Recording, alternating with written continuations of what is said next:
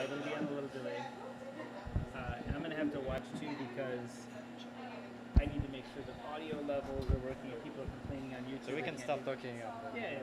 Are these already It's live. Yeah. live? So we don't need to turn it on, the mic? That's the on position. Okay. Just keep it up. Yep. And you don't expect it to light. It'll just technically it's live. We should hold them. So. Yes. Check 1, 2. Yeah. Woo! I'll keep up. What's up, Nicholas? Doing good? But I keep up actually this one so that we can see if people are complaining. It looks like Nicholas is not in there. Oh, I am. He is. It's delayed. Oh. Yeah, there is 10 I'm second not in delay. there. See, I'll You've- show up in like a moment yeah, here. okay, never mind. You've not done a lot of live stream. Clearly not. We did a couple, but We do. Yeah, we did some live streams when we were starting the news stuff. It originally was a live stream news show, and then we said, "Oh, let's just." One day my internet was out, and That's right. just said, "Let's just go non-live," and it was actually easier in a way. makes it a little bit easier. But this is more fun, so this is Yeah. cool. One of the benefits of live stream is like auto-edited, right? It's like Yeah, you've done the show and now it's like We're done. you're done. yeah. You don't have to Save think some too time. much. It's the best. Totally. So I'm gonna just make sure here that all the levels. Just say something. I just want to make sure that. Check 1, 2. Noster. Yeah. You want Welcome to Costa Rica. Well, pura vida. Bienvenido. Bienvenidos a Costa Rica. Pura vida. So Welcome to Awake. Yes. awake. Yeah. So is this your first time in Costa Rica? Yes. And how are you finding it so far?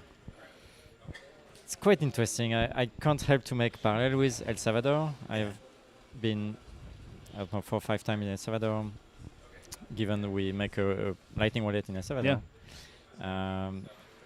I mean, I think it's great what's happening here in Bitcoin jungle. Mm-hmm.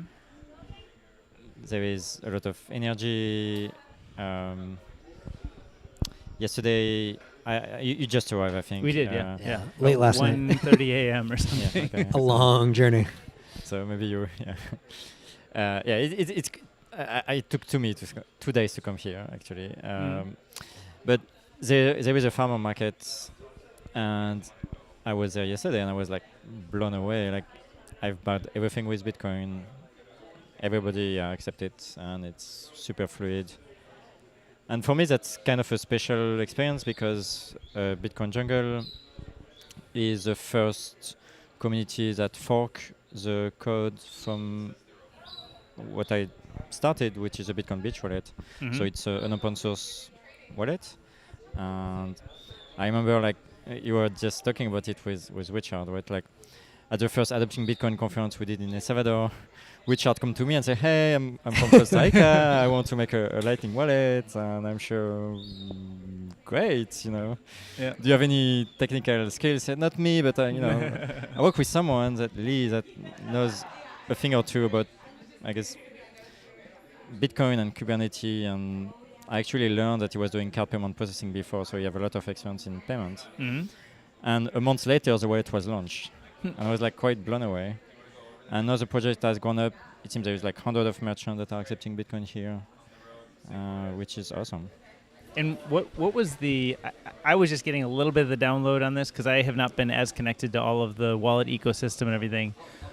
So I understand Bitcoin Beach is the section of El Salvador where everybody Bitcoin hangs out. Is that right?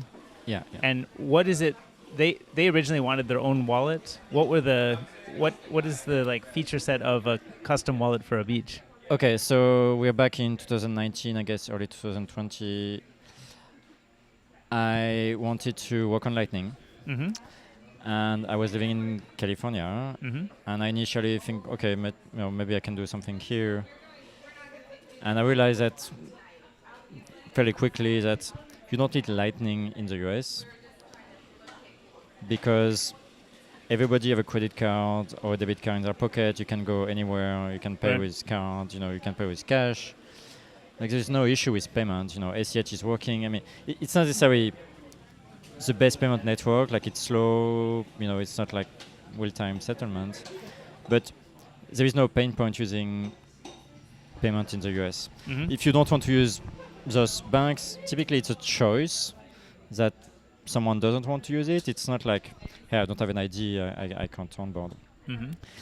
And Lightning, the benefits of Lightning is that it's permissionless money. You don't need an ID to onboard it to it. Mm-hmm. And I see that as some of the strong value proposition of Lightning. And so I was like thinking, is that fair to start this in California, or is there some other places in the world that need it more? So the need is just not strong enough in California compared to maybe Bitcoin Beach. Like probably you want to look for a country that have maybe either high inflation, or maybe there is people don't have a bank account. Mm-hmm. Like there is a lot of properties that make it like Lightning makes a lot more sense. Mm-hmm. And I think the US will adopt Lightning. Not last. I think Europe is lagging even more so than the US. And before you jump into that, I just want to point out at that time, that was actually when I first met Nicolas, was early 2020 at SF BitDevs. And before you even decided we need to go to like another country that really needs this, he had like a little demoable Lightning wallet, and it was like the first demoable Lightning wallet that I'd ever seen. So, there was already some MVP version even in California days. Yeah, I tried it, but then I realized that, okay, the barrier to entry is now I need to have license. In the US, you need license if you want to have US people onboarded. And you need MTL license. It's a per state process, and it's like it's costing too much money to do some. I'm interested by the technology. I'm hiring lawyer to make license. When you want to share, hey, like this is great. You should check it out. Like it doesn't match, right? And so I was thinking I should make a project somewhere that needed best, and I hear from a podcast with Mike Peterson, which is a creator of the Bitcoin Beach project.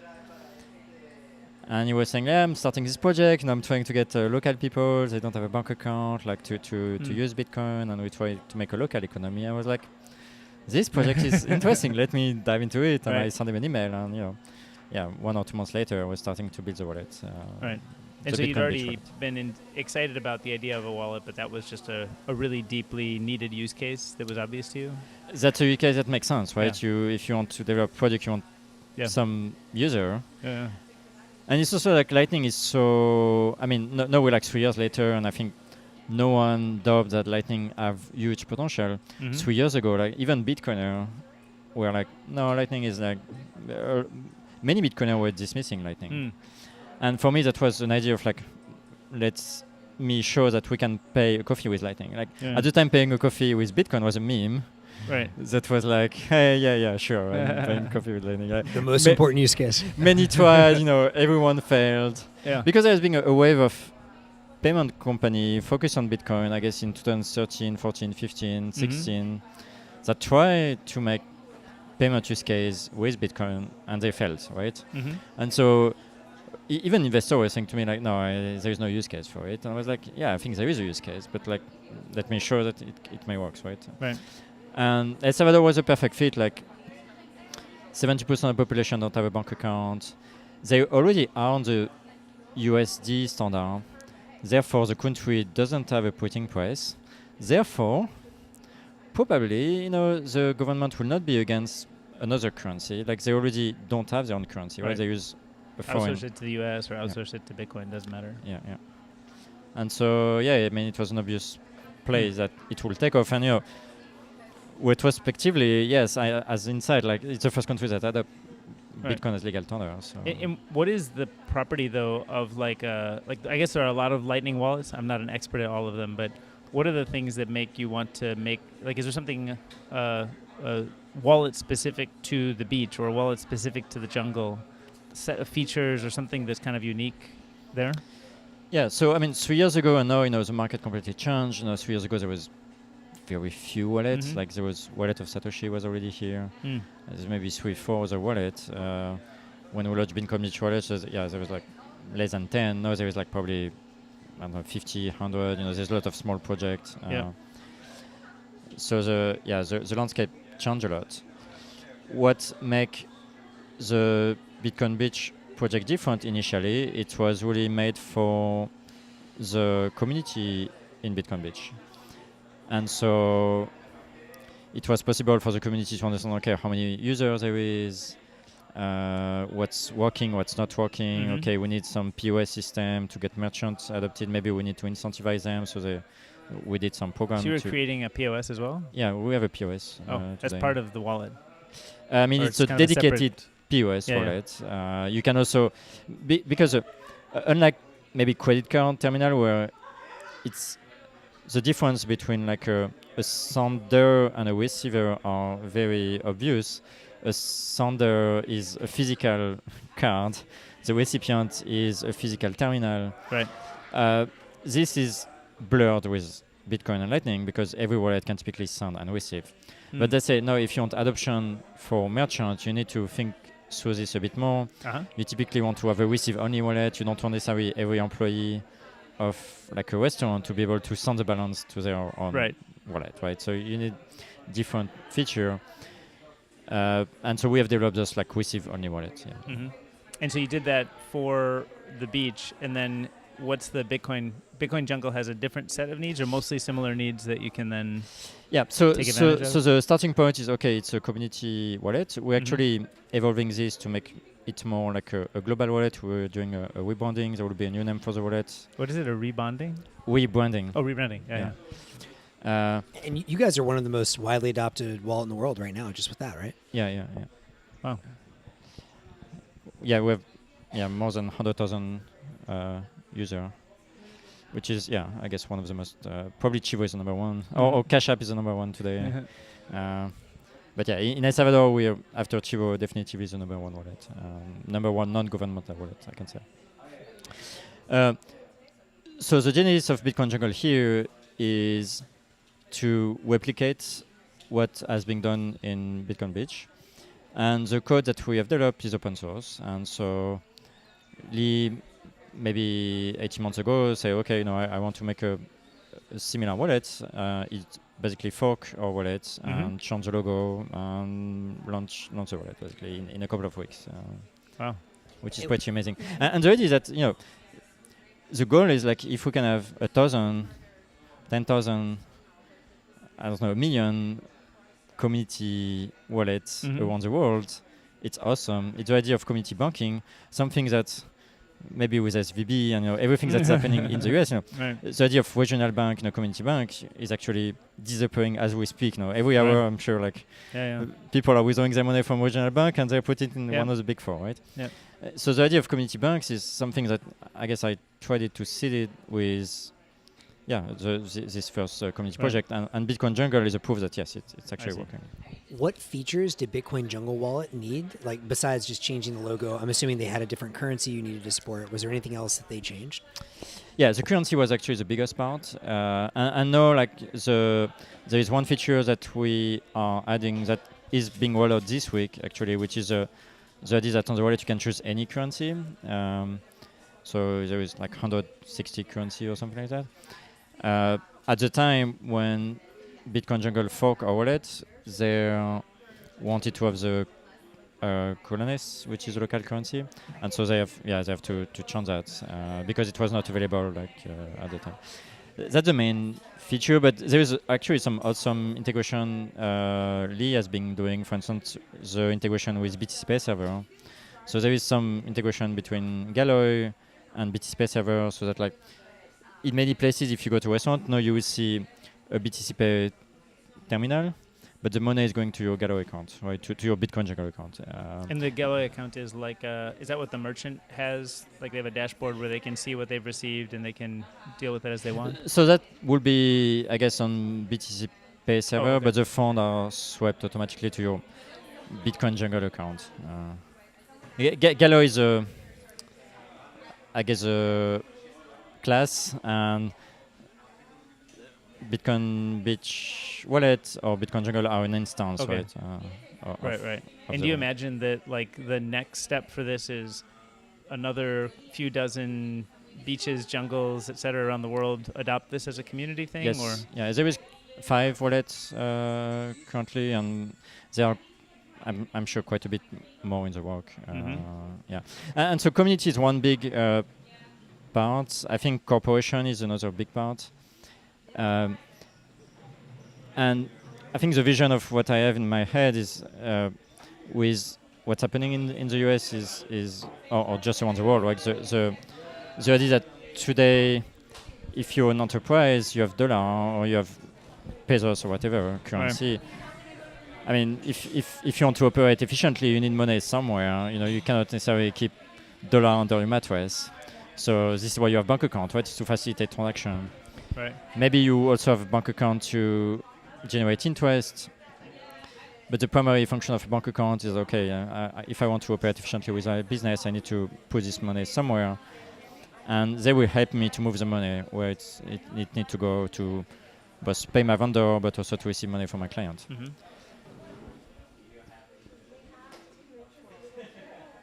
Now, with the idea that maybe your money is no longer safe in a bank, you may be thinking, you know what, there is one asset that is different where I can own the key for my business. Mm-hmm.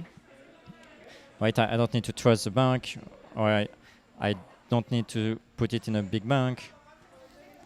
Maybe I can just have my own Bitcoin wallet for me. Mm-hmm. And I think this is the bigger vision, the bigger business. Mm-hmm. For me, it was fine in the future, but no, maybe it's definitely accelerating. The idea that, okay, as a business, maybe I should have my own wallet. Maybe I have 500 employees, and I will onboard everyone. Mm-hmm. So everyone will have their own app. You can think of a Brex, right? But or like a Mercury, but like you self-host it, Mm-hmm. and now you run your company through this for everything finance related. But the beauty is that your company holds the key for it, Mm-hmm. and you become a sovereign organization. And you can do any kind of multi-sig. You can have multi-sig in the custody backend, or- so which is currently how it's set up. For the Bitcoin Beach wallet project, there is a multi-sig where most of the funds are. You need some fund in a hot wallet to make fast payments, and also Lightning is a hot wallet. But the idea is that 99% or 95 is secure, is like a multi-sig with a large quorum. You have a smaller portion of hot wallet, and you make your payments with that. The key point is that you are sovereign. It's like you don't trust anyone to hold the key for you. Huge question that I've been getting a ton. I know you guys are primarily focused around the world, and up to your point, up until maybe 2 weeks ago, companies in the United States didn't need this. However, I am starting to get, in the wake of the SVB collapse, tons of friends who run businesses. And they're coming to me and saying, hey, if I could operate on a Bitcoin standard, I would. Like if there were literally a way or close to it, right? If I could take, half of my treasure or even all of it, put it in Bitcoin, and then somehow someone gives me the software tools, I still need to be able to somehow interact with the dollar system to make my payroll and do that transition. Is that on the Galoy roadmap? Is that something that, or other people you've seen that could make that possible? So 100%, and I think Galoy is the first, I guess, dog fooding of this. We have a product that we roll out for the Bitcoin Beach Wallet, which is called StableSats. The idea of StableSats is, maybe I can step back and explain the history of the Bitcoin Beach Wallet. The very first version, right, the idea is to, I maybe in 1 month, let's try to launch something, right, Mm-hmm. and then we can iterate from here. And the very alpha version of the wallet was Sats. So I want to receive, I All pay you for need. coffee. Yeah. It's like 4,000 Sats. No. And that's great, it works. Right. And of course, the first feedback that I got from it's like, no, it doesn't work. You can't expect a merchant that didn't know something about Bitcoin the week before to have a calculator and calculate how much sats you should put to get $5. But it was just how can you iterate quickly, and I try to get some usage, and then you get feedback. So fair. I mean, so the next feature, the Alpha 2, was now I put an amount in dollar in the wallet. And so, now I can put $5.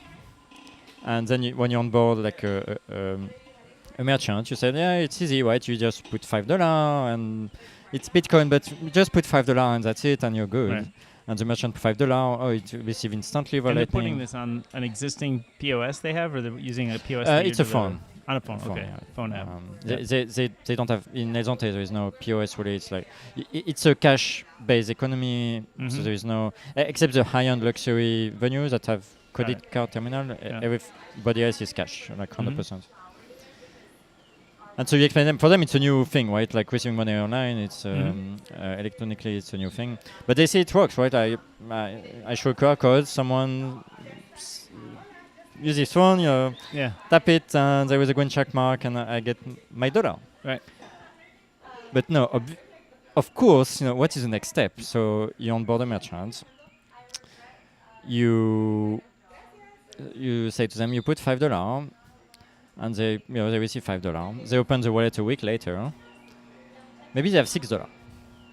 In that case, they're happy. They don't know where this dollar come from, but they will not complain. Or maybe I don't know, whatever. Maybe there is an issue with the wallet and they give me more money. I will not complain about it. But if you have $4, no, you realize that something is wrong. I put $5. I receive 5, but no, I have 4. And people don't get it, right? Right. Because actually, no, you put $5, but you don't receive dollar, you receive sats. And there is an exchange rate.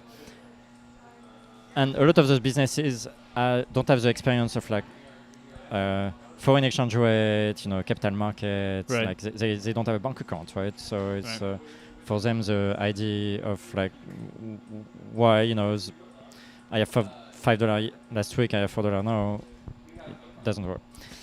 And so from the beginning we knew that there should be a solution that if I receive $5, I want to keep $5 in my wallet. And this is something we've developed for the last 18 months. We've released it in the Bitcoin Beach Wallet maybe 6 months ago. It's called StableSats. So the idea of StableSats is the following. Like, I want to receive sats to and from Lightning, but when the money is at rest, I want to keep the number of Bitcoin, the number of sats I have, the number of Bitcoin. Right. Sorry, the number of dollar. So if I receive $5, I want to get $5 next week. Right. Maybe the number of sats will fluctuate, but my point is, I receive sats, it's converted to dollar, and I keep the dollar, right? And the way we do it is we are using derivative markets. We open a short position to hedge dynamically. So if you receive $5, we can open a short position for $5. And the short position cancels the long position of the Bitcoin in the wallet, so that now you have a synthetic dollar and you get a constant number of dollars. But you're using this permissionless network, which is Lightning, which is the best payment system there is. So how do you...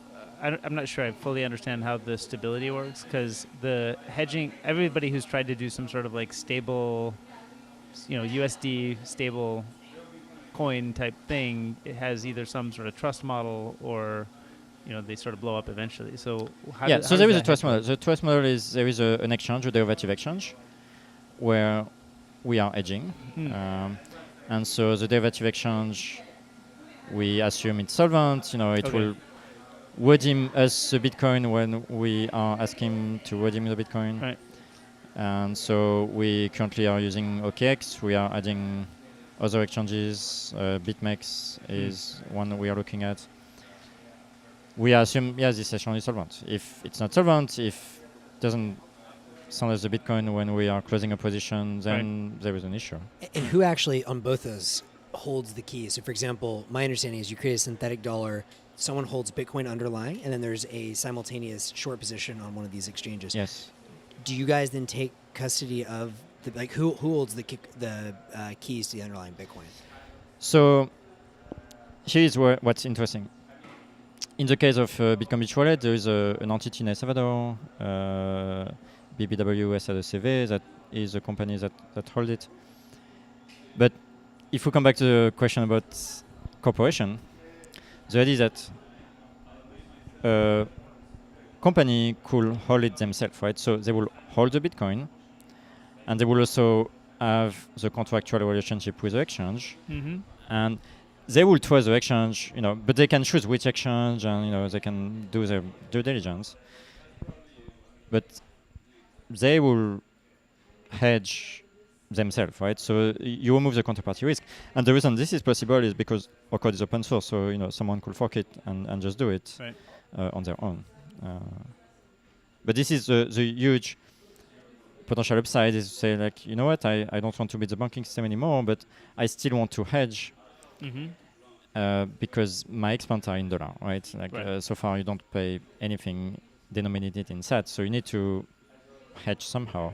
Stable SAT is, I believe, the answer if you want to be on a Bitcoin economy, but you want to have some stability. And is stable sats, is that system is part of Galoy? Yeah. It's one of the repositories, so we have many repositories. It's one of, I guess it's the first independent product we have been developing in addition to the wallet. So is it possible that kind of technology or platform could be used by other people? Or there are actually a lot of people that are looking into integrating stable sats. It seems like it could be generally useful outside of just this use case. It's just like we're working on refactoring to make it easy to launch on its own. It's using, we're integrating its own ledger so that it's not connected to another ledger. Like there is some refactoring work to be done so that it's easy for other companies to use it. But it's work in progress.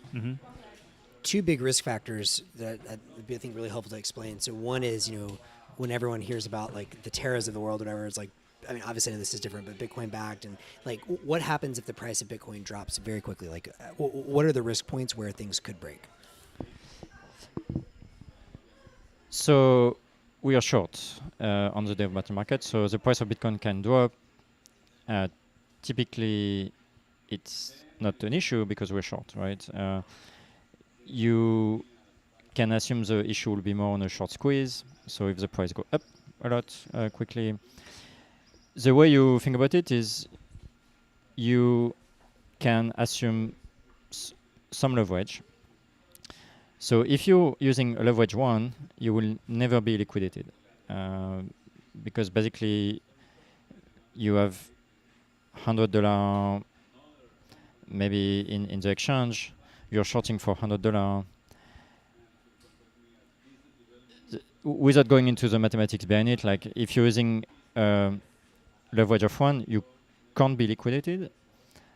The downside is that now you have 100% of your collateral on the exchange. So you have a maximum risk for your collateral, right?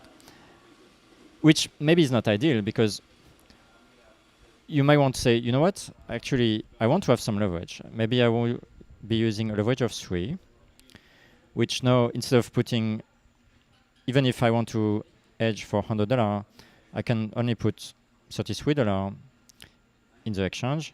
And with a 3x leverage, I get my $100 synthetic USD position.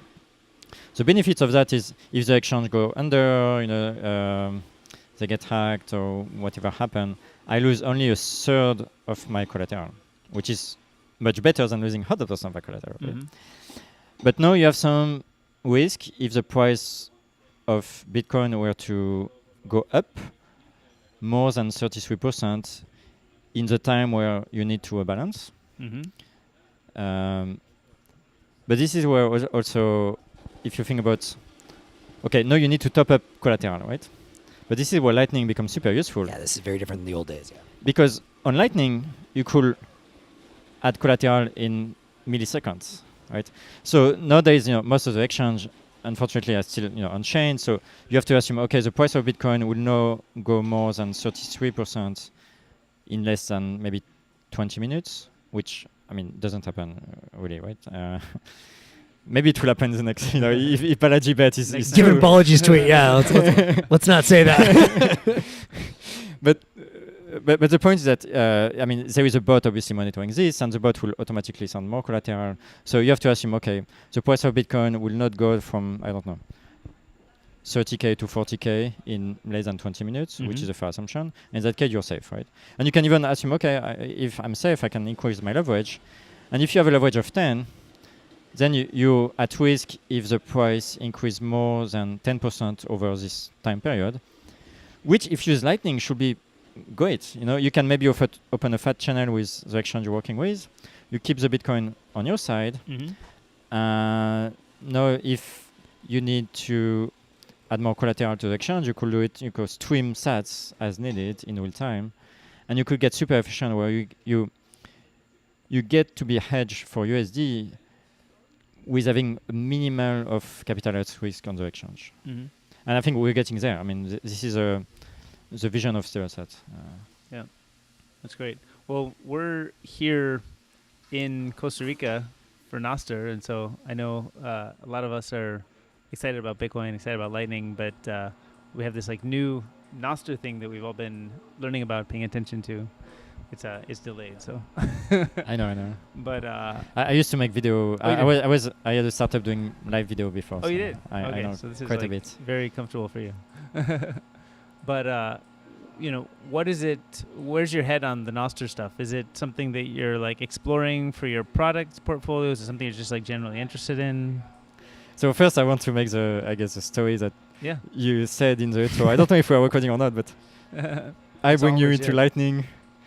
You bring me into Nostr. Oh, is that right? Which is So he was just little like payback. some, yeah. he was like some boomer Bitcoin guy, and Exactly.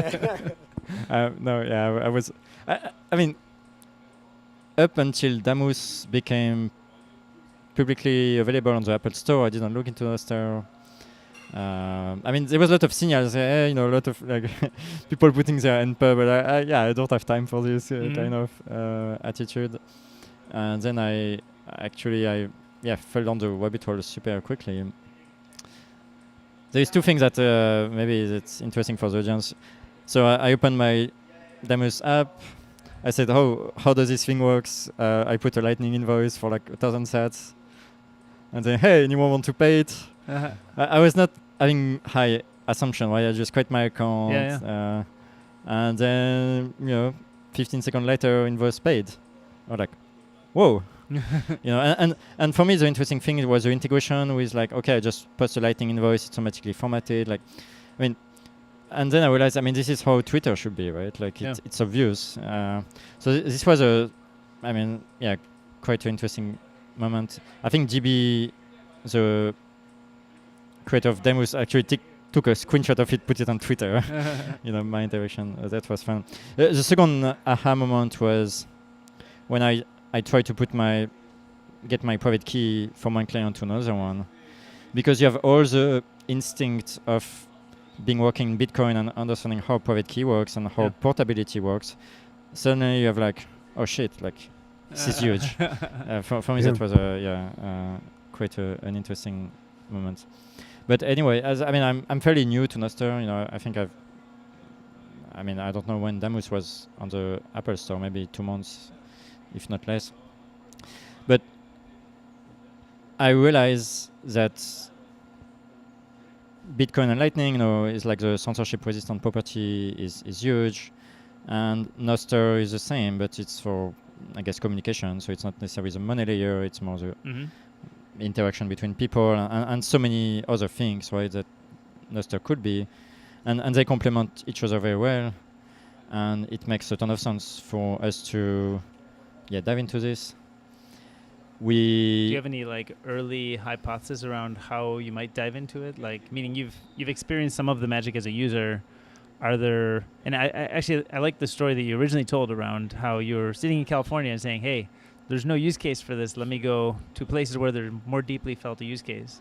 And one of the things that I think we've talked about a lot around our excitement around Nostr is, the technology itself is great, but then also there's a really pressing use case for value transactions with these relays, right?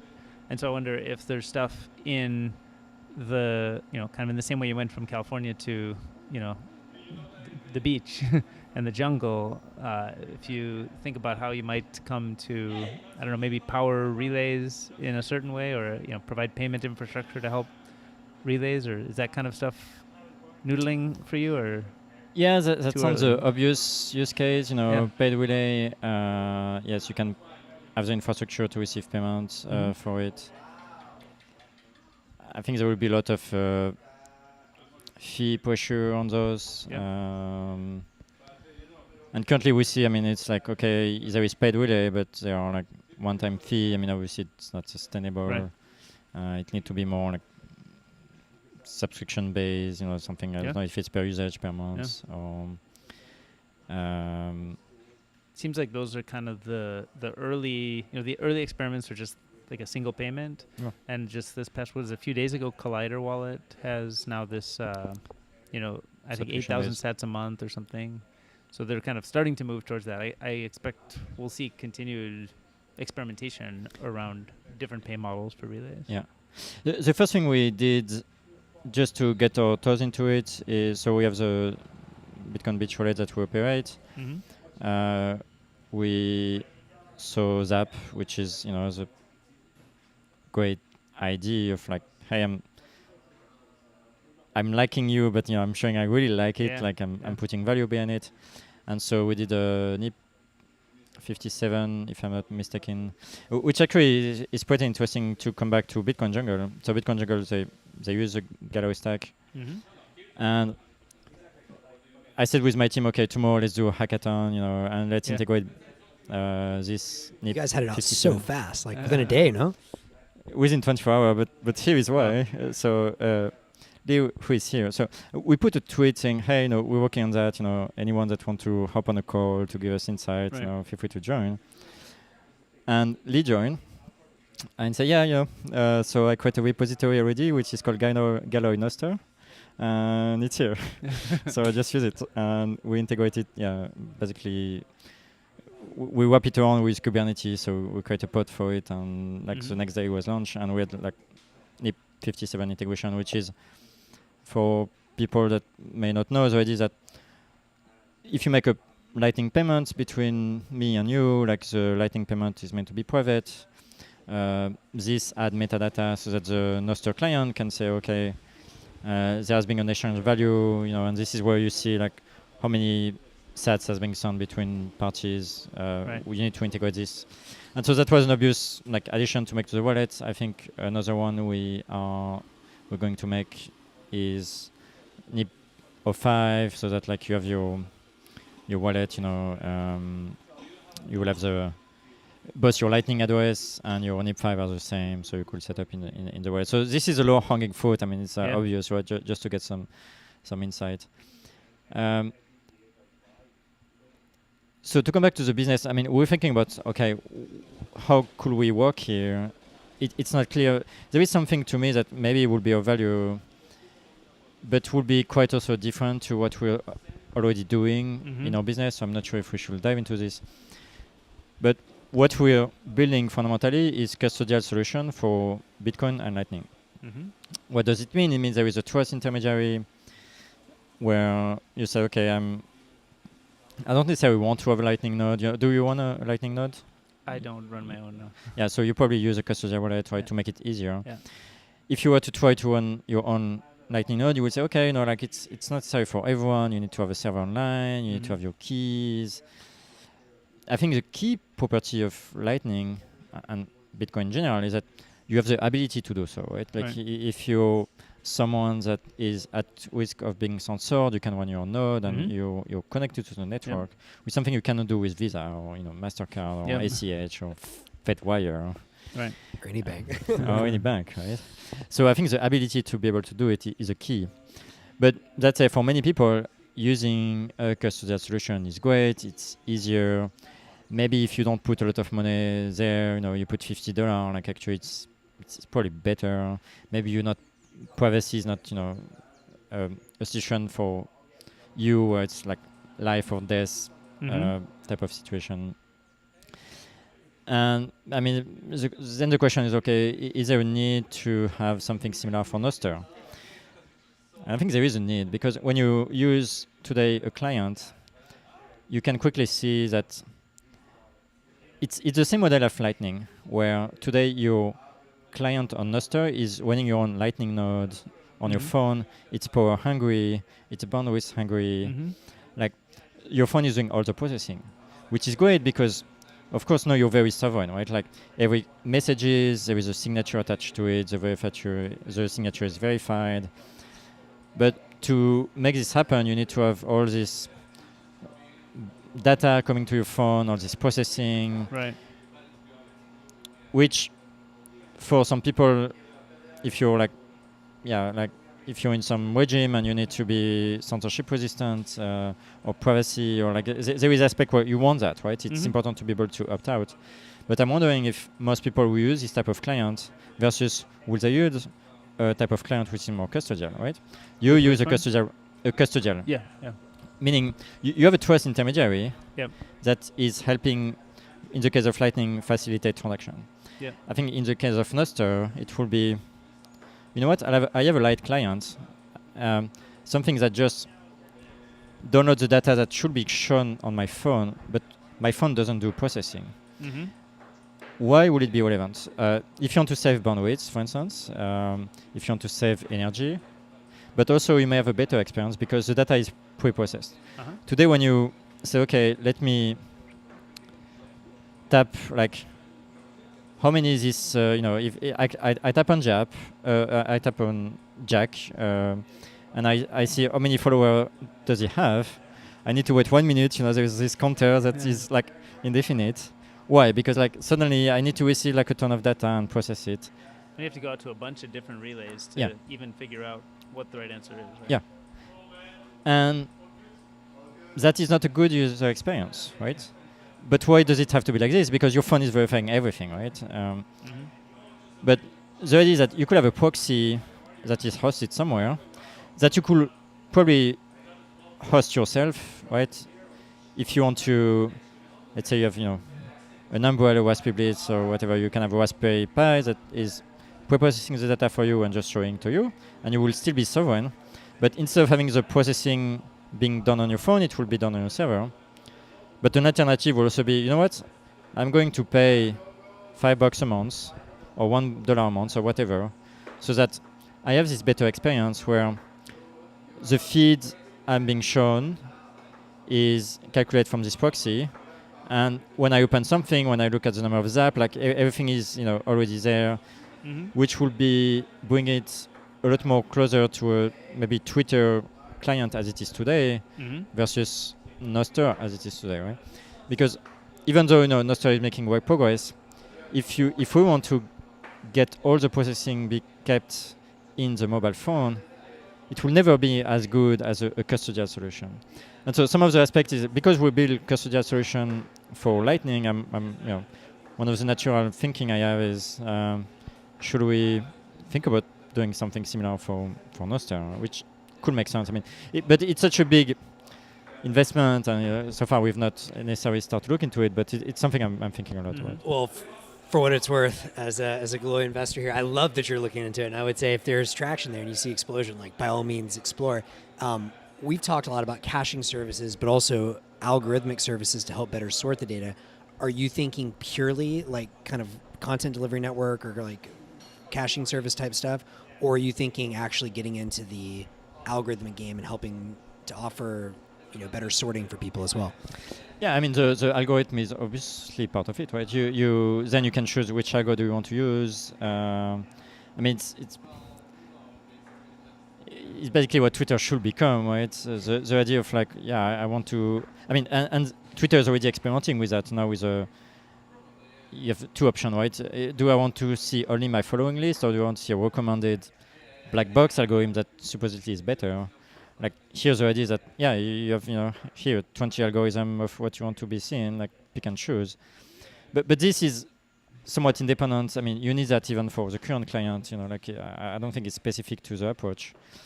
It just happened to be that if you do the processing on the cloud or on your home server, the processing doesn't happen when you just open the app. The processing happens in the background slowly. Like it doesn't need to be real time, so it can be a lot more fine-tuned. So it makes a ton of sense, and it will be easier to implement for sure. Like you don't need to be as power efficient. How do you think about the current business? Is it already kind of? It sounds like you have a lot of people using it. Do you already sort of have a very obvious business model to how you kind of monetize the services, maybe with merchants or something? And then does it feel like you start to put that business at risk when you start to explore just divergent things, or are there ways that they might actually, benefit each other or might extend kind of what you're currently doing?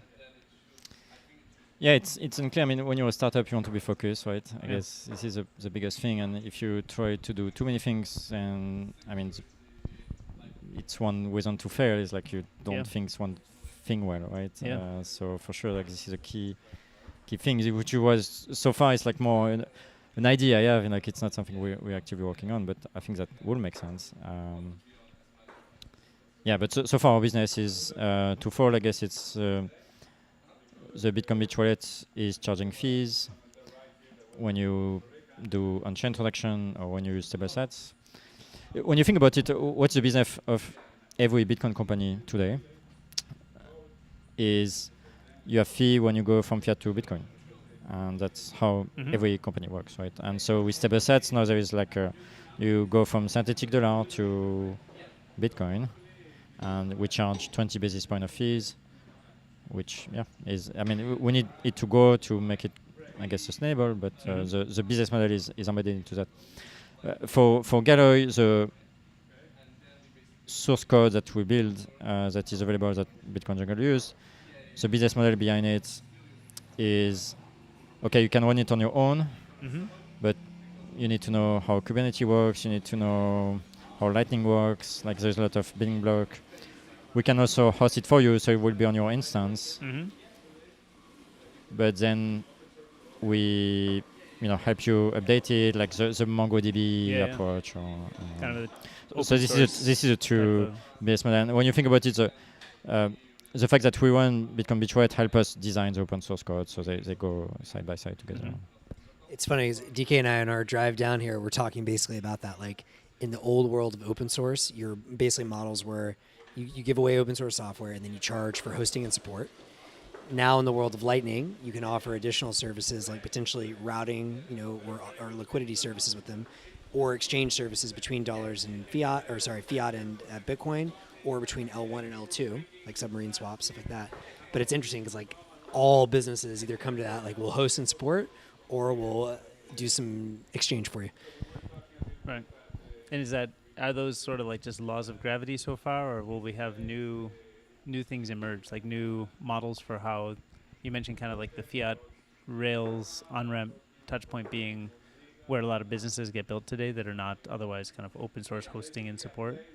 Are there other ones that you think you've explored or you could imagine may emerge? You mean other business model? Or? Yeah.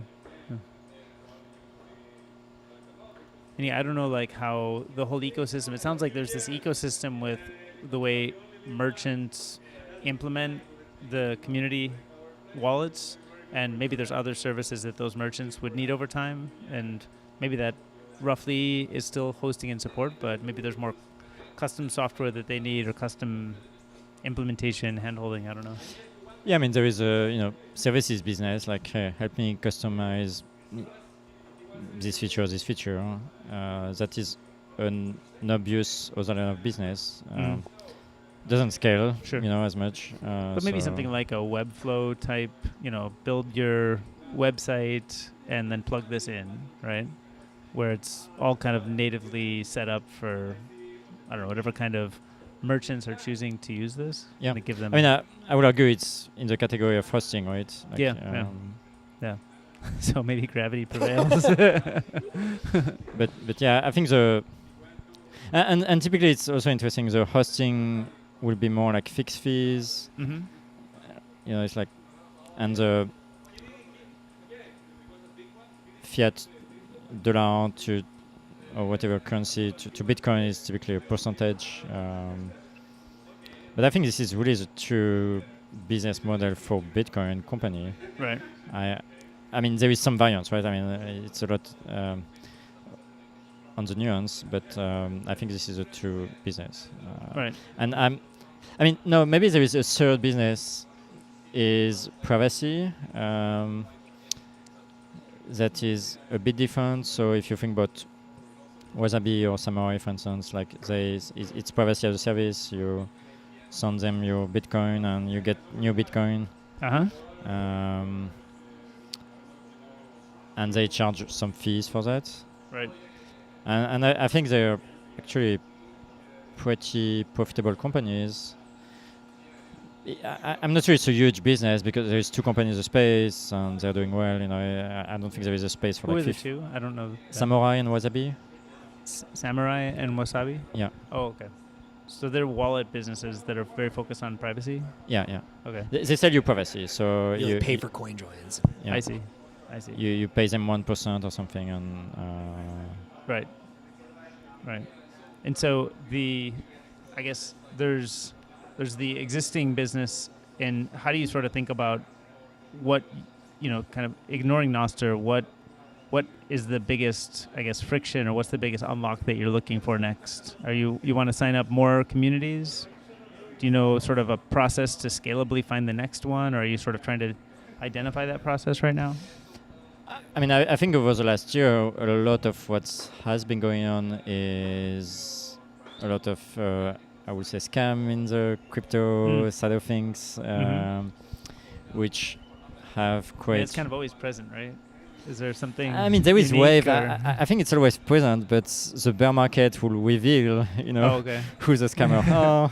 And I think the last year was about that, right? And so, of course, like this put a lot of hurdle in adoption, right? I mean, with the bear market, a lot of people say, you know what, I'm not interested by this anymore. There is less FOMO. A lot of corporation, company, community maybe will not have the funding because there is all the funding dries up. And I mean, it's not only Bitcoin, it's also, of course, the macro market, but that is going into Bitcoin, right? So I think this is the biggest hurdle right now is the setbacks with last year. But I think we're reverting pretty quickly over the last week, right? Over the last 10 days. Right. One other idea I wanted to explore with you that I think could incorporate Nostr, but also integrate into some of your current business models, right? So you talked about stable sat. So there's definitely demand for people who want dollars, and ideally in a way that has as little counterparty risk as possible. Today, the big risk they have there is the counterparty risk with the exchanges that they're working on. However, something that we've been talking a lot about is, in theory, you should be able to build exchanges over Nostr, right? So like we're starting to see stuff like Nostrica, which is a peer-to-peer local Bitcoins. I haven't thought a ton about this, but I don't see why you couldn't do derivatives exchange as well. Have you thought about building your own in-house Nostr derivatives exchange to power your local or your stable sats? Because that, to me, if you could do stable sats as a service with your own powered peer-to-peer derivative exchange, is pretty interesting. Yeah. It's a good input. I have not think too much about it. One thing I've thought about it, I think, is some very needed solution today is peer-to-peer trading. So it's not necessarily derivative, but it's more, okay, I was in Morocco last month, for instance, and I wanted to have the local currency, and there is no exchange in Morocco. So you have to go to something like a Paxful, local Bitcoins, and you shut down. There is Binance P2P also. But let's say Paxful, right? The idea of what makes Paxful a useful service is you say, okay, I have Bitcoin, but I want cash. I want some dirham. But okay, there is no exchange, so who I should talk to? And you go to a centralized service like Paxful, and basically there will be traders that will say, yes, I'm accepting Bitcoin payments at this price, and I will give you cash. Typically, you can go at an ATM and at a bank, and you use my number, and they will give you cash. But of course, you don't want to necessarily trade directly with them because you don't know them, right? And so you actually, when you transact on Paxful, you have a trader, but you have Paxful as an intermediary that will say, okay, I'm an escrow service. You send me the Bitcoin, the seller will give you the cash, and then we settle the trade. But the main reason you need that is because you need a reputation system, and Paxful is creating this reputation system. But something I see a lot of value for Nostr is Nostr being this reputation system. because Yeah. it's portable, right? 100%. Yeah. And I know you don't need necessarily an entity like Paxful to facilitate the trade, which they charge 1% or more, to the trade, which is like a lot of money. Yeah. Now you can say, okay, there is this trader.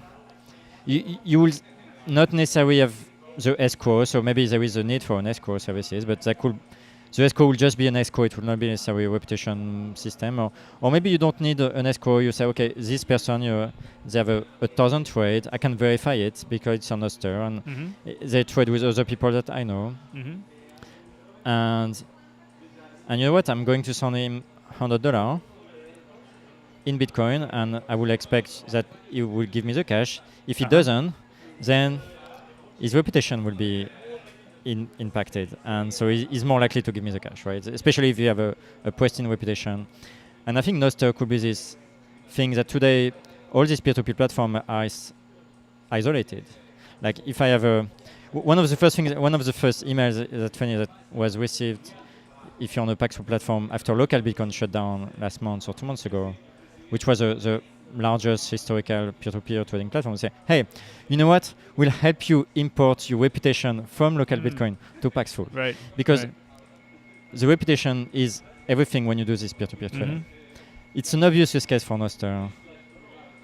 Because then it's like it's agnostic from the client. If you're someone that help trade Bitcoin, it makes sense to build your reputation there. It's a lot more portable. You're sovereign to your reputation. You're suddenly, if one of those peer-to-peer sites today close and you're using this website as your main businesses, you're at risk, not on Noster. Right? You should talk. I don't know if he's going to be here. Nick Grunch is building this thing, Mostro. It's in the current Noster hackathon from Bolt.fun. Yeah. And he's thinking about some of these things too.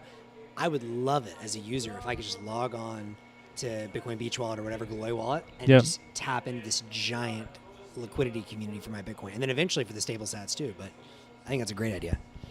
I'm not sure I fully get exactly how these services work. I've never used Paxful. So is it like I'm showing up on Paxful, I find maybe I want to buy Bitcoin with maybe colones or something here.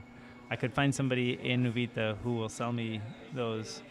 They're brokering that transaction, just the meeting, or I'm just handing money in the street. So first something to understand, you don't need this in the US. Like it's one of those products where it's useful. It's like the wallet I'm building, right? It's useful in developing countries, in countries with high inflation, country where there is no centralized exchange. Maybe the government doesn't want centralized exchange. There is there is capital control. So this is why it's useful. The reason you need those services, you need a Paxful is, yes, because there will be an intermediary. Typically, as far as I know, the transactions are not made in cash, but they are more made with banking infrastructure. And so you can think of, okay, I'm sending Bitcoin to you or to the escrow services. The seller, or maybe the buyer of Bitcoin, seller of fiat, will send me money, typically using the fiat system. We send it to Paxful. No, like a bank account. Directly to me. So I would wire money down. Yeah, it might be a wire. It might be, like in Morocco, for instance, there is a service where if you get a coupon code, you can go at an ATM and withdraw cash to the ATM. So the seller will give me a code. I go to the ATM. I get cash. But I don't meet him in person. It's basically using the fiat payment rail. Right. But the key point to understand is that this fiat payment rail, as long as you have a fiat payment system in a country, you can use it, right? Like the trade is not tied to Bitcoin. It's just like, yeah, this person is sending me fiat, and so this is right. But because I don't necessarily know this person, you need an intermediary that is bringing trust. Because otherwise, like, so the person who has the Bitcoin sends it to Paxful. So I will send the Bitcoin to Paxful, for instance, if I want to sell Bitcoin. I want to buy fiat. The buyer of Bitcoin, seller of fiat, will then send me. I send my Bitcoin to Paxful. Paxful have my Bitcoin. The intermediary send me the cash. or send me a wire transfer. And now I can go to Paxful and say, yeah, I receive. So you show some evidence, like a screenshot of that. I don't show anything. I just say, yes, I received the money. Okay. And if you say, no, I didn't receive it, then there is a dispute process. Okay. Which is why, the service is charging for an escrow fees, which makes sense. Mm-hmm. I think the escrow may still be needed. What today make this platform quite centralizing is that it's built on the reputation system inside the platform. Because now, okay, when the trade settle, it's like an Airbnb or it's like an Uber or, I say, did you have a good service? Yes. Right. And now if this trader is giving consistently good service, because there is no centralized order book, right? So when you want to buy or sell, you have a list of 100 trader, and you say, okay, which one should I trade with, right? Right. And it's based on the reputation, which is why bringing this to Nostr makes a ton of sense. So you're saying keep the escrow service as a centralized service, but then move the reputations outside of that escrow. Like don't couple escrow and reputation. Yeah, separate them. And you could have many escrow, right? Which one do you want to work with? Maybe there is a fee competition in the escrow. You don't have to pay 1% or multiple percent necessarily anymore. Maybe if you're a good trader, the fee should be lower. Right. Have you seen Lightning Escrow? Yes. I think Super Testnet wrote some of the original code for that. You might be able actually to even remove the escrow potentially. I think what you're saying could absolutely work. You could just have Nostr coordination, centralized escrow. I think you need an escrow because how do you do disputes? If you get a dispute, somebody has to look into it. The holder invoice that. Yeah. Then you just let it expire But maybe that could be interesting that perhaps the person doing the dispute has less control. Like you're giving them less trust of the money. But yeah, I guess it doesn't solve the problem of them having to do the dispute. But regardless, like the end state that I would love to see from all of this is any Galoy wallet. I open the Galoy wallet, I get access to this huge liquidity market, peer-to-peer, and there's reputation. It's all Nostr, and anyone else, Mostro or whoever else is building their version, can tap into the exact same reputations in the same liquidity market. Yeah, I think the key here is transportability of your reputation, right? And not be closed to one platform. I think this is a huge benefit. And you heard it here first. And Bitcoin needs that, right? You need this peer-to-peer market to be thriving. Right. It seems like the coordination reputation stuff is somewhat relevant maybe to these community bank ideas or kind of community wallet ideas that you're playing with. So do you think there are areas where that thing may be more urgently felt, almost like as like an inroad to meeting that use case, and then the wallets show up sort of in service of the use case, or is it still too far afield for kind of where you are? I don't know. I mean, I see that as a necessary service for Bitcoin, independently on the weight we're building. And if you travel to many countries and try to use Bitcoin, you understand these needs. If you live in the US, it's like, why do you even need that? Right. So yeah, I'm having this framing of like a necessary thriving P2P market, just because I think it's important for Bitcoin to thrive in places where it's hard to buy it and sell it. Right. Do you feel like you have a good kind of process for figuring out like what are the next dozen places that need these community wallets? Yeah, I mean it's I see that fairly obvious. Latin America needs that. Africa needs that. I mean, the more you have inflation, that's probably the first argument. The more you have capital control. But you need like an instigator, like a very Bitcoin-centric community already formed to sort of instigate it. Like meaning Bitcoin Beach exists, Bitcoin Jungle exists. Seems like those have, I don't know all of the people involved, but it feels like there's enough kind of momentum from kind of Bitcoiners who moved there or sort of bootstrapped the existence of it there. Versus if you go maybe somebody has the hyperinflation problem, but they are in a place that doesn't have a lot of Bitcoiners. So do you sort of can you identify what is a critical mass of people needed, and how do you sort of encourage new ones to form? I think it serves different needs. So the peer-to-peer platform, it's a lot at the edge of the network or for the speculation. The wallet we're building is more enabling the payment use case, which is different. So, I mean, of course, it's very much related, but the idea in Ezonte in Bitcoin Beach is like, I pay with coffee. I pay my coffee with Bitcoin. Like this is the use case. I pay everything with Bitcoin. I'm creating a local economy.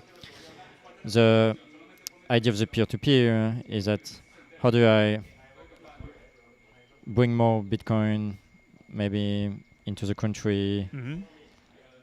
And you need for people initially to convert to fiat, for them to understand that it's money. Like it's complementary, but you can have one without the other. Typically, I think it will start with peer-to-peer trading because it's more distributed. There is less a need for someone to create some wallet. But the wallet is really serving the use case currently, at least. I mean, it could evolve, right? It could integrate those functionality. But the wallet is really like, you go here, you can play Bitcoin with Bitcoin at 100 places. Yeah. And this is really the use case it's trying to serve. Right. How much of that is, do you think, like this morning we had breakfast and we paid with Bitcoin, and I think it was the first ever, like, I don't know, real transaction I've ever done. I don't know, maybe. And sort of, I came here as an outsider. I'm not really from Ubita, right? And I came kind of because I think it's cool to try it. But how much of, I guess, the community wallets today are more people like me who are trying it versus people who now are, sort of from the place, they're sort of like local residents who are starting to adopt it as their own money versus like the kind of, maybe the tourist use case that I might categorize myself as? It's a good question. I don't know. There's no way to know. There's no way to know, yeah. I think there is an interesting, maybe different use case, as we discussed before with Charles, that Bitcoin Beach initially was very much developed for the people living there that didn't have a bank account. It's like help them have electronic money. One of the examples is like, if you don't have this electronic payment, you don't even think about it, as if you're living in the US. Right. But those people need to take a bus, 1 hour drive, to pay their electricity bill, water bill. Like, you're losing half a day to pay your bill. Right. It's crazy. Right. But this is the reality of a cash economy, right? You can lose a lot of time. But this is, one of the pain points that Lightning was meant to solve is, hey, can we onboard the electricity companies, water company, and then, if payment can be done with Lightning, like, we're improving productivity significantly. The use case for Bitcoin Jungle is a bit different. Here in Costa Rica, it's a country that is very well developed in terms of financial infrastructure. Everyone has credit cards. Like, it's not a cash-heavy economy as much as it is in El Salvador. But here the idea is that, okay, the initiative is, how can we have people that maybe they're living here, but they're nomad, like they have a business in the US, and it's hard to send money cross-border. So with the help of Bitcoin, it's easy to send money from the US to here. But no, okay, if I have Bitcoin here, I should be able to spend it here. And so try to orange pill the supply chain from here, right? From the restaurant to maybe the vendor of the restaurant, and right. By the way, it's just a random aside, guys. Like, I think we should maybe take a moment here to notice, like, if we're just quiet for a second. All the. I don't know if you guys can hear that are listening, but here in Costa Rica, there's like literally a symphony of birds, frogs, cricket, like whatever, like all kinds of different Have you sounds. seen monkey yet? I haven't seen monkey yet, but I'm hearing You some haven't seen crazy monkey? shit, so I don't know. Maybe they are. Yeah. Like two days ago, I had like 5 monkeys coming into my window. Are you staying right here on the property? No, Oh. next to the beach. But I don't think I've ever been somewhere that is so like loud with so many different animals. Yeah. That's crazy. yeah, I saw a parrot this morning. 2 parrots. Really? Yeah. So you're Like staying beautiful down. words. You will see all of this. What is the beach is like 20 minutes away or? I wanted a bike because it's I'm like 50-minute walk, so by bike it's like 10 minutes. But I think the beach is close to an hour. An hour? If you walk.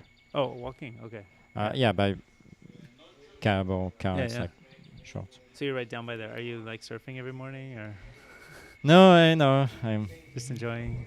Coding every day. coding, yeah, Coding. coding. Yeah. What does the Galoy team look like? How many people? How's it all broken down? Mostly engineering. About 20 people. And are you said you're in Europe? Is everybody in Europe or everybody's all over? No, all over. I think we have 4 or 5 people in the US, 2 or 3 in Central America, maybe 5 in Europe, some in Asia, Mm-hmm. India. Mm-hmm. How was it finding everybody in different places? Did people come to the company through kind of existing relationships or? did Yeah, people- nowadays, no. Yeah, we it's funny, we tried to open an open position on Bitcoiner job last week. Uh-huh. In one day, we had like 50 resume. Oh, We said, wow. okay, no, like, Yeah. Damn, right, that's good to hear. let's we don't have the bandwidth. We don't have an HR person, so Oh, right. we don't have the bandwidth to respond. So let's close it down. I mean today mostly people are reaching out. In the early days, I think really when I said okay, I need to grow the team was when the Bitcoin law was announced in El Salvador. Suddenly there was too much people trying to use a wallet and like it didn't work for like this Right. the influx for a president saying hey we're going Right, to work on Bitcoin and so this is where I did my first round of funding actually and Right around the time that El Salvador Yeah. made that announcement. like see. in the months later. Mhm. Right. What's the state of that? Like, because I haven't followed super closely, but I heard like a lot of noise and then backed off, and then some noise again, backed off, and I don't know. Is it something that will continue to ebb and flow, or is there pretty good progress being made in the country, or? Yeah, there is some progress of Bitcoin adoption. There's a lot of education going on. Mhm. I think is one of the key points is if tomorrow people were to wake up and understand Bitcoin, like we will be living in a hyper Bitcoinized world. Like immediately, what's limiting the growth of Bitcoin is education, right? Mhm. Why is that? It's because we are not being taught in school what money is, how Right. money works, and you can't understand Bitcoin if you don't understand money. Right. But money is such a big topic, it's such a taboo topic. Like it's takes time. So Mhm. there is multiple initiative in El Salvador for learning about Bitcoin. One of the key part of our application is also there is a earn section where you earn some sats Mhm. by going through quiz. So Mm. you have like short lesson. You say what is the sats, what is money, how money has been created, and we talk Right. about the fiat, how it's been working with fiat money, and then how Bitcoin is different and why Bitcoin is better eventually. Mhm. And you can earn sats by doing so, like the Duolingo, model Right. if you want. Yeah. But you earn some sats, and it's actually quite nice. If you had no constraints and you could design or kind of dream up the best educational tool possible, what do you think it would be? I mean, I think putting a lot more work into this in-app education will be a good way to get it.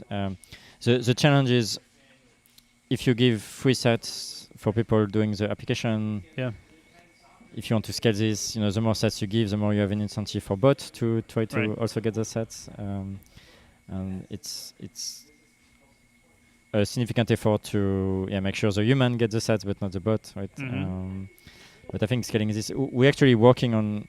Right now there is 20 lessons. There will be 120 lessons soon, which will be a bigger steps. But going from here to like a Duolingo quality will, I think, be awesome. As we think about your position, you're primarily serving emerging markets, which is awesome. Although, again, one day I hope you can like help my friends and other companies just run on Bitcoin Standard. And you think about some of the areas where you can help people onboard to Bitcoin. So one is education, which is great. But as you're thinking about exploring Nostr, we talked about buying Bitcoin, so the peer-to-peer market, that's awesome. Another really interesting idea, I don't know if you thought about this, is just a marketplace for work, right? A Nostr-based, we've talked about some of these bounty marketplaces, but just imagine you're like, hey, imagine I'm the user in El Salvador. I already have Bitcoin Beach wallet. Now there's a Nostr-based marketplace for translation, or I know Stackwork is doing some stuff like image labeling, whatever. You can come up with all kinds, or let the community come up with all the different kinds of work. But to me, I've always felt like there's this huge missing opportunity. Maybe Galoy could be the gateway of saying, it's great to have a bank, but if you don't have any money, what's the point of having a bank, right? And so making it super easy for people to earn, that would be an incredible feature, I think. I agree. Yeah, if you want to be in the local economy, you have to definitively be able to earn Bitcoin eventually. I think Stackworks is doing some great work on that. It's not something I think about a lot. But it sounds like one of the big education ideas, you want to take 20 quiz questions and extend it to 120, right? And it feels like kind of the Duolingo model is the rough analogy that you're referencing, right? I think when I talk about Duolingo, it's more about the quality of the app. I don't know if they're public now, but it's like a large business, right? The quality is awesome. Yeah. But the business model of Duolingo is that actually it's not they give you money, it's you give them money, you give them attention to what their advertisement, right? Well, you kind of start Duolingo because you have a goal in mind. You're like, I want to learn German. And then you download the module and you do that. And you pay them for the work they do to help you learn German. I think in this case, it's different, right? You don't come in with the goal necessarily of, I want to reinvent money. I want to understand a new money, right? So is there a more specific way to get people intrigued so that they do at least want to take that 120 question journey? Or I think a lot about like stories change minds, and I wonder, are there new kinds of stories, like a new fiction that can help people start to notice that these questions are worth asking, and maybe plant the seed for what kinds of questions might be worth asking? And then people want to take the 120 questions because they become intrigued by wanting to understand these puzzling things, these things they never really thought that much about. Like most people never thought that like a top 20 bank would ever have such a mess of situation. Just one week, you go from totally fine to totally crazy. I think that now has people curious. They're like intrigued by, I never thought that could be a problem. I wonder if there's even a fiction story that could be like produced to help people say like, what if that did happen? What would that look like? Yeah. I mean, even the most sophisticated, startup entrepreneur didn't had any clue what money is, and they put their $25 million in one bank. Yeah. Didn't know about FDIC insurance. Didn't know what. After they give the money to the bank, it's actually a liability of the bank. It's it's becoming an asset if the bank want to redeem the money eventually. But even some of the most sophisticated entrepreneur have no clue about what money is, right? So the starting point is really like, try to get people to learn about it. I think what's happening in the world is definitely a huge event that will make so many people talk about fractional reserve banking. I mean, I've never seen as much people looking into so many interviews right now. I think people who don't have a good understanding of money are saying, you know what? If I give my money to the bank, I don't want the bank to make risky bet with it, Right. the money should stay here. What people don't understand is that they are advocating for the end of the fractional reserve system, Mm-hmm. which is the end of the financial system as it works today. And it's actually, for a world like Bitcoin will work, and like the bank will no longer be responsible for creating the money, Right. because today the M2, I mean, the Fed is changing that because now the Fed is creating a lot of money, but historically under the fractional reserve banking, the idea is that the bank are creating the money, right? Mm-hmm. You deposit $100 to the bank. Now maybe they have a reserve requirement of 10%. They are allowed to loan $1,000 to Mm-hmm. whoever they deem is worthy, credit worthy. And so now the bank can loan to an entrepreneur for a mortgage, Right. or put it in a treasury, investment. But if you say no, like and now we realize even a treasury investment is super risky, right? Yeah. Like a 10 years That's or true. 30 years is. I mean, this is how SVB blow up, is by investing in the safest instrument on earth, right? Right.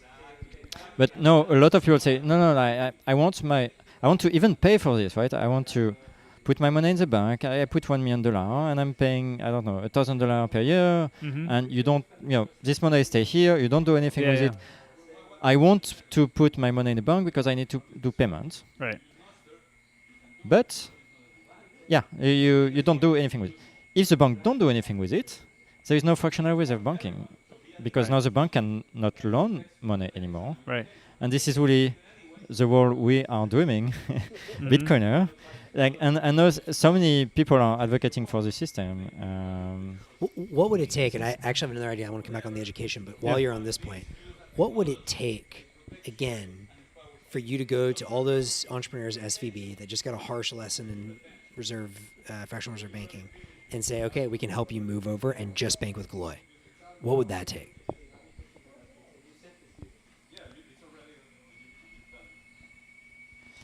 You in the US specifically, or around the world? I'm thinking specifically the U.S. because that's where SVB was. But if there's a, if it can only be done outside the U.S., then that's fine too. I mean, the biggest aspect in the US is the regulatory framework. I mean, I would guess a company could hold their own Bitcoin. Nothing prevents that. But then there is accounting rules. Like I'm not familiar enough to how much of a burden it is. If they would want to use table sets, I don't know if they could do it on their own. I'm not sure. I think the regulatory aspect will be the biggest one. And so to be clear, but maybe you need to start outside the United States. But I think to me that is just like a hair on fire problem right now. Like if someone could go, again, U.S. may be different, but if you could go to some of these big companies in the U.S. that have lost all trust in banks and say, nope, you can, we can offer you the full financial suite. You've got your multi-sig cold storage sats, but also you've got your 20% that's, it's not fractional reserve, but it is making us meet payments. It comes back to we still have to pay dollar cost. Yeah. We can solve that problem. I mean, I think we are in a very good position to do that. Probably if we will need more engineering resources, right, to scale this. But besides the regulatory, like what features would still need, like what would still need to be like developed on the product side?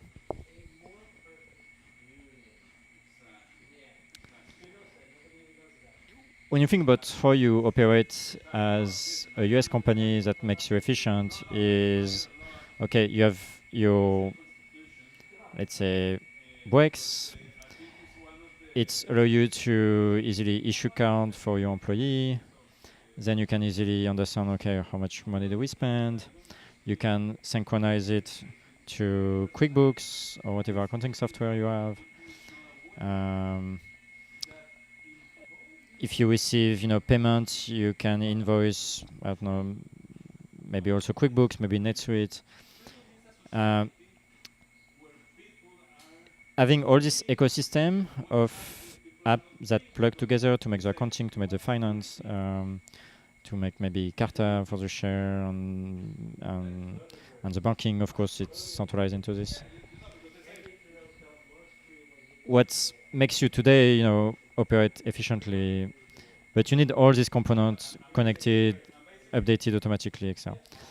I think that would be a key aspect. And today there is no such ecosystem of application that is here on top of Bitcoin. But I mean, this is what we're building, right? The fact that we have an open first, it have to be open source, Right.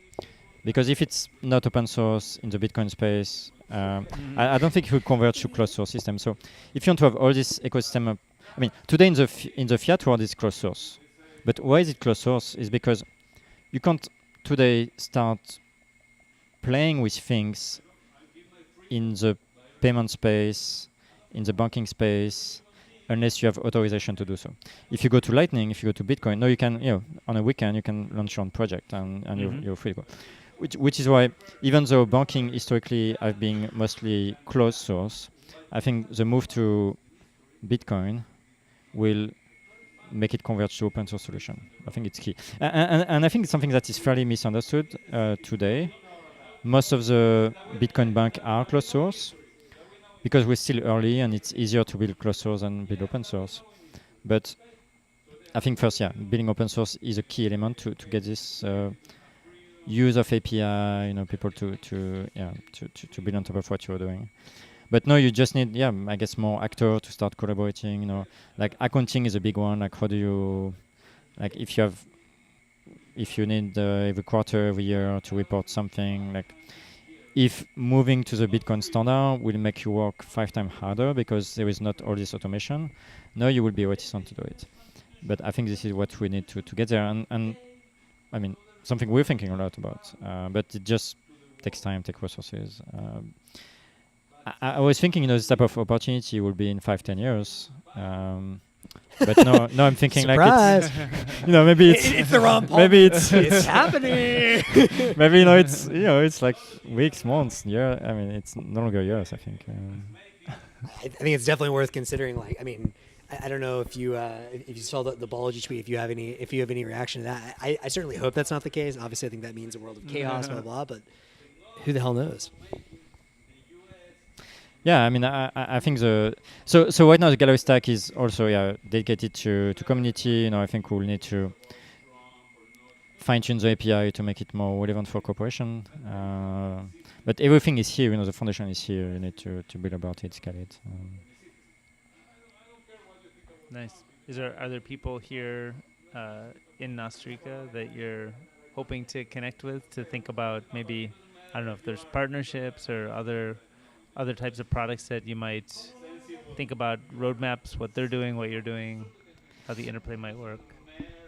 I'm really coming here with an open mind to understand more Nostr. I mean, I'm a noob for Nostr compared to most people here that has been building client or other stuff. So it's just to learn, I guess. Yeah, it's great. We've been bumping into all kinds of familiar faces. I don't know if you're using, I mean, you're obviously running a company, so you don't, maybe not on Nostr as much as we are, but we're just on all the time. We see these people and we're like, oh, that's the guy who made that client. Oh, look, that's the guy who made that relay. Like just before today, randomly, I'm building RS.2. Oh, by the way, I was developing on Bitcoin in 2009. Exactly. Like, what? Yeah. Right. Marty Toshi Malamoto.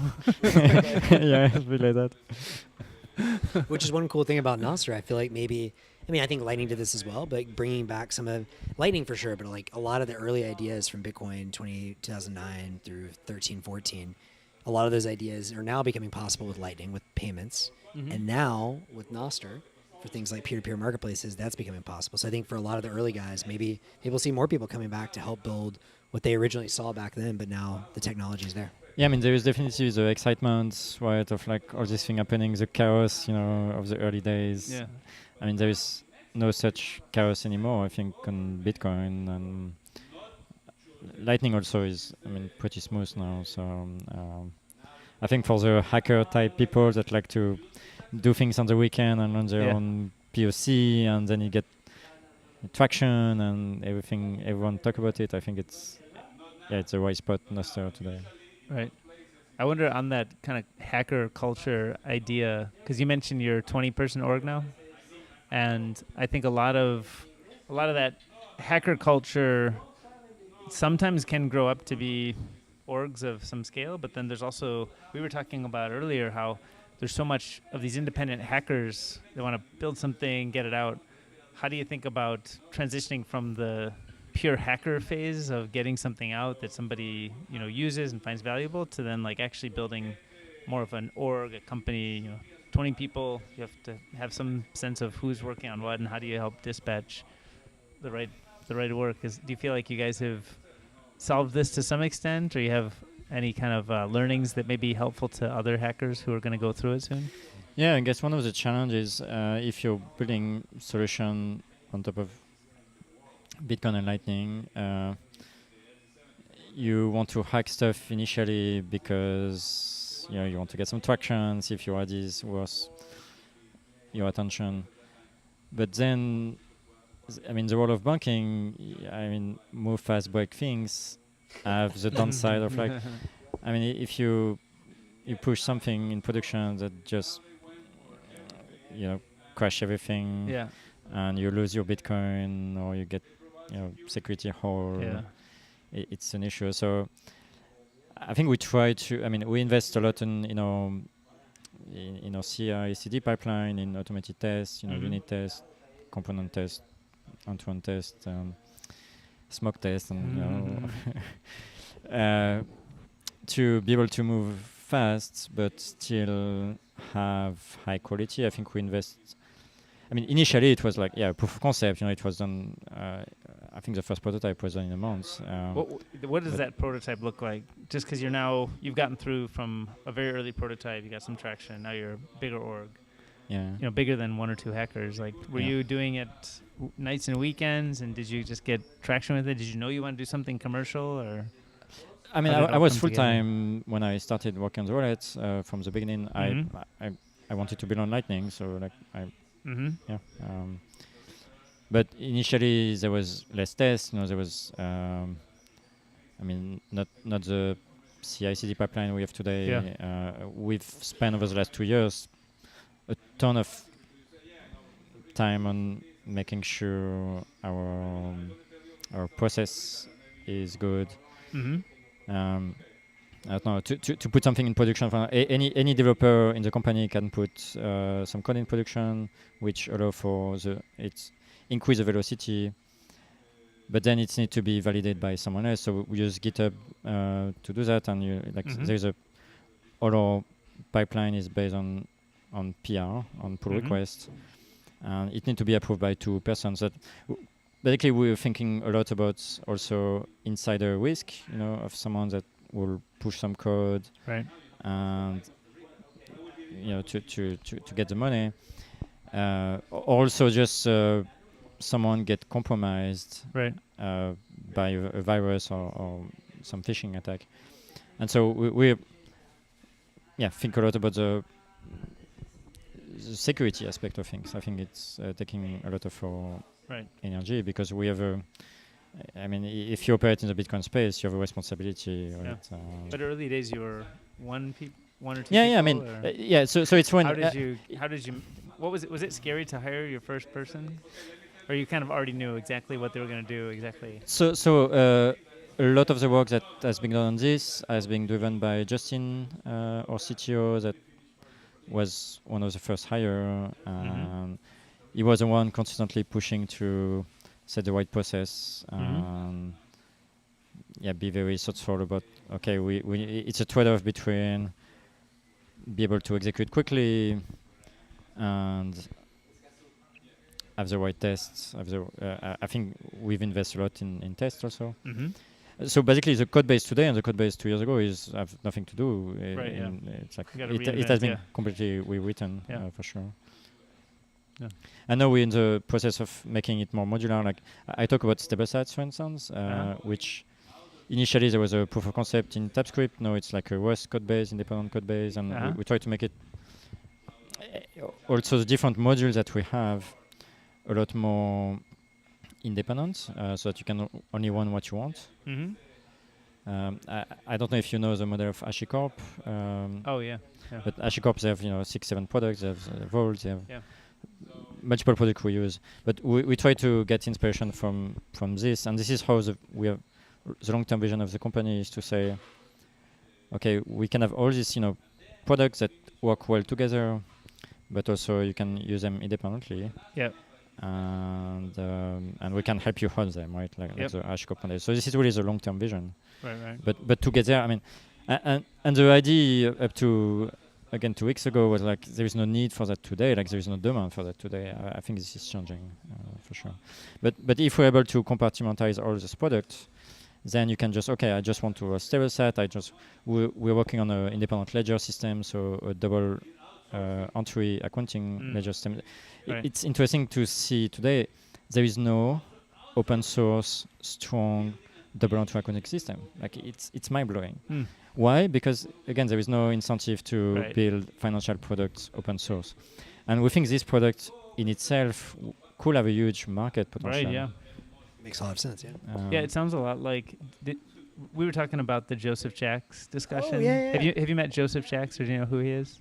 Sounds like he should. You should. Yeah, you should meet him. He's it runs a venture capital firm that he started called Open Source. It's OSS VC, I think, and OSS Capital. And the point is, he's saying like everything is going to be open source, and so like everything. I said, mean my toaster? He said, yeah, your toaster. He's like everything, right? And so I think he's been sort of talking about, like he was showing me this product called cal.com, which is like Calendly open source software, and then they do like the hosted, the .com, easy to use. But I wonder if this accounting ledger software actually would have an equivalent type of need, and if maybe there's somebody in his network who would want to take that and run with it. Because my guess is he knows people who would want to, looking for the right opportunity, the right customer base, the right thing, and maybe somebody could instigate this new, this accounting software. It seems. Yeah. I mean, we're dogfooding this already. Oh, you're doing? Yeah. Oh, we're building it. Oh, you're building the accounting software as well. We have. Oh, sorry. Yeah, we're already building. We got a lot going on. But today, the point is that it's not a nice independent product, right? It's like we have this, but we want to again. I think the HashiCorp product is the best example for it. You can think as Kubernetes maybe, which is like this set of tools that it's one big box. You want everything, and today you can think of the Galoy stack as this one big. Even though we have different pods in our Kubernetes system, and currently you need to run all of them, or more or less all of them. Right. HashiCorp have a model which is more like you have these different products. You have Chef, you have Vault. Mm-hmm. Vault is one I guess we use, so I know a little bit about it. But you have these 5-6 different products that if you want them all together, now you have something like a Kubernetes, right? Uh-huh. But something that HashiCorp is doing quite well is they allow you to run only the Vault system, which is okay. Now you can have a 2 out of 3, 3 out of 5. Mm-hmm. Secret system where like okay, you obviously or you key for your company. Maybe you want to have security on that. Right. And they you can just use that, right? Mm-hmm. So the idea of what we're building in the long run is StableSat is one example where I just want the hedging part. Right. I don't need to have the double entry system for that. Yep. I don't need to have the Lightning system. It seems useful to tons of people, even if they don't want all of that. So this is the first product we are spinning off. But the stable sets will be kind of an independently usable. Yeah, it's already in the process, so there is an independent repository for it, StableSat-RS. Mm-hmm. So the first version was in TypeScript, the second version is in Rust, which make it easier to run. There is less dependency. To take the example of the double accounting system, we are working on that. Right now, it's not like a spin-off repository necessarily, but we're dogfooding with the work we're doing with the wallet. Like we see, okay, what are the needs? How should be the API? Like it's something we work in the background because a lot of what makes those product well, and it takes time. Typically it's the V1 is not the good Yeah. product. You need to iterate like a V2, like a V3. Is like, what API do you want, right? What API will make it easy to use by other, and this takes time, right? But we're in the process of doing that. As you think about, not to beat a dead horse, but coming back to this like really unique moment in history when people are really thinking about banking, and you talk about dog fooding with all of these different modules, what do you think is realistic in terms of time frame until Galoy could just kill its bank account and only use Galoy stack to run everything? Today we could do it. We already start saying, okay, like we move some of the money out of our dollar account and put it in stable sets. I guess one of the main pain points today will be so we use Gusto to pay employee in the US, and there is all the accounting that they do because we have a team member in different states. Each state have their own like tax, withholding, and I don't know anything about that. I have no intent to understand any of those.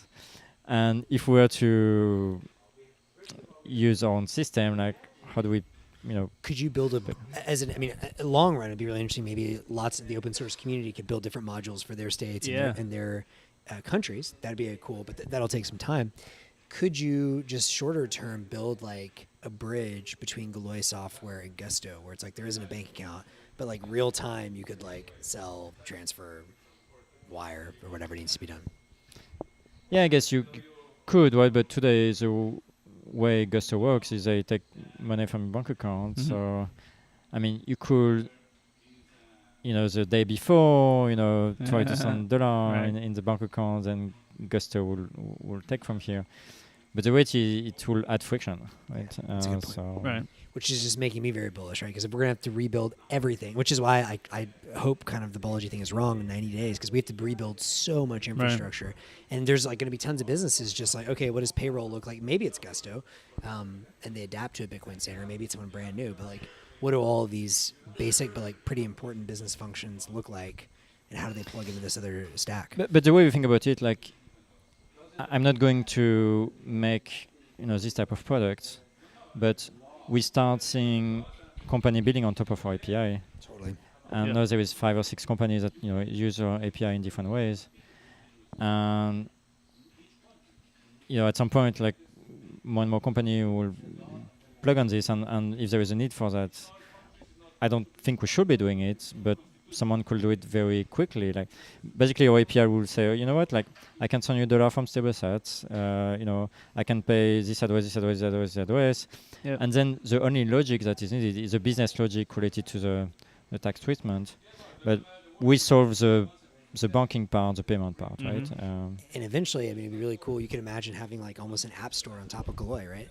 Where it's like maybe people could, for all their little bizarre use cases where maybe only in this one jurisdiction you only need this one thing, but maybe they could say, here's my plugin that I use to run my business in Seychelles or whatever, and it interacts directly with the Galoy API. Yep. That'd be super cool. Yeah. Nice. I am getting eaten alive. Yeah, same. This is Are you getting a little eaten? crazy. Are you getting eaten? Oh, the bugs? Bugs biting you? I forgot to put on. They told us to put on, the lotion, but It was kind of interesting while we were podcasting, watching the transition from day to night, going from like pretty quiet to like the symphony around us, the bugs coming out. the light came on. Pura vida, way, pura vida. Pura vida. But yeah. Well, yeah, I guess we're kind of wrapping up. I mean, just out of curiosity, are there any, final crazy ideas that you've heard of that you're excited about in Nostr, or anything you want to leave people with? Or I mean, I think it will be an historical moment, this Nostrica, which is why I was like, should I go? I mean, it's a long travel, but like, I think like if you're not here, you may miss something, maybe. So probably you will miss something. So yeah, I'm super excited to be here. Again, I'm just going with the flow, and we'll see how It's it a goes. good way to do it.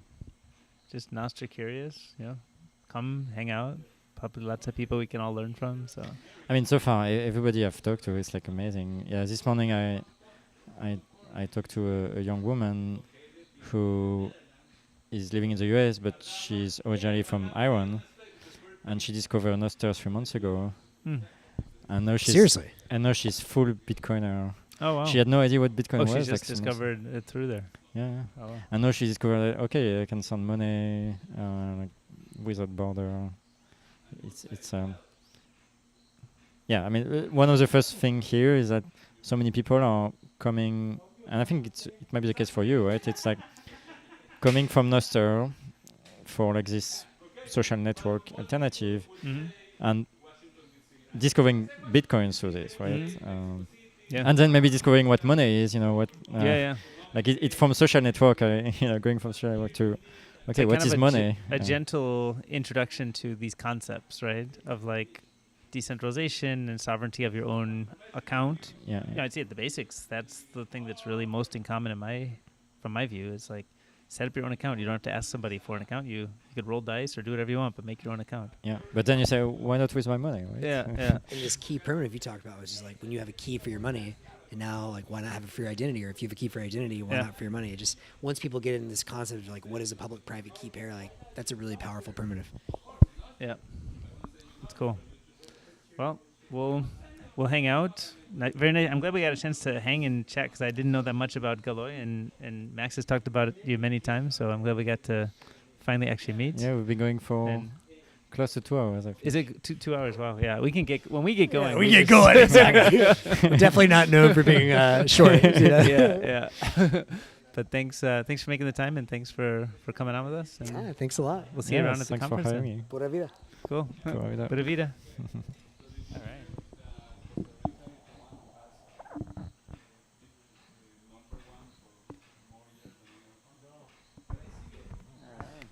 Wow, yeah, that was That was a rip. wow, it really did.